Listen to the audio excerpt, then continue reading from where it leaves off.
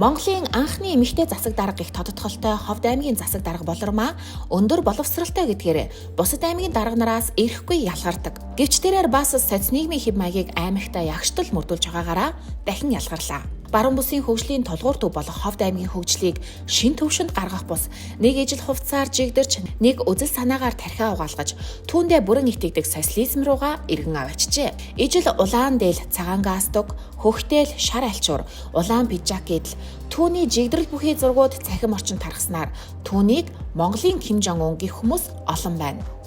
Уг нь бол болормоо засаг дарга Америкийн нэгдсэн улсын Колумби их сургуульд хөгжлийн бодлогын чиглэлээр төрийн удирдлагын магистрийн зэрэг хамгаалсан.